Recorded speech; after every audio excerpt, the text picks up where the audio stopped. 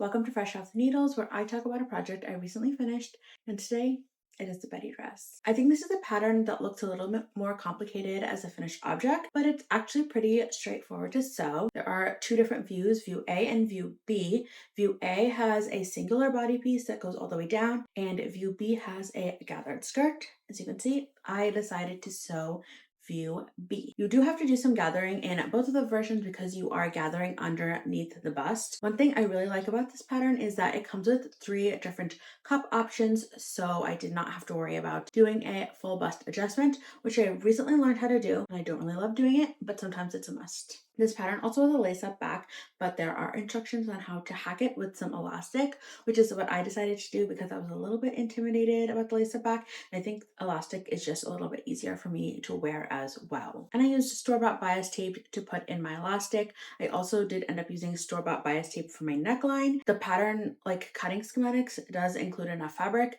to make your own bias tape, but because it was not going to be visible on the right side of the fabric, and I hate making bias tape, I just used store-bought bias tape. This also did save me quite a bit of fabric. So like I said, I sewed up UB, but I did not make my neckline bias tape.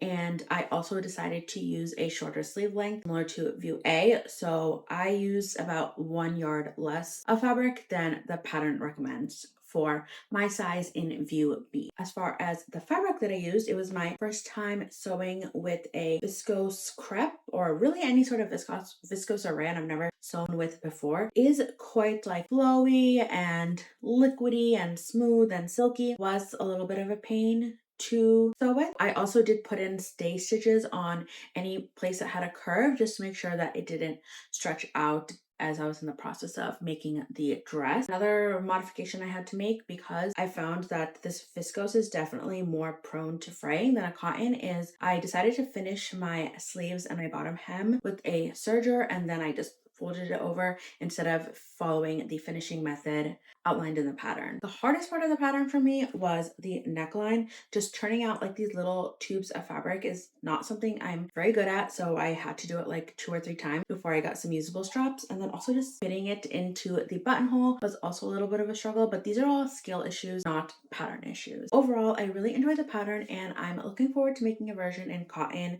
with long sleeves. I do think this version I could technically wear in the winter as a layer, but I don't really have things in my closet that go with this shade of blue, so I have a feeling it'll mostly be a summer or spring garment for me. But I would recommend the pattern. It's size inclusive. The instructions are easy to follow, and like if there's something that you don't understand, always ask the designer or just look up a YouTube tutorial. Like I didn't know how to do the neckline, I found a YouTube tutorial for that.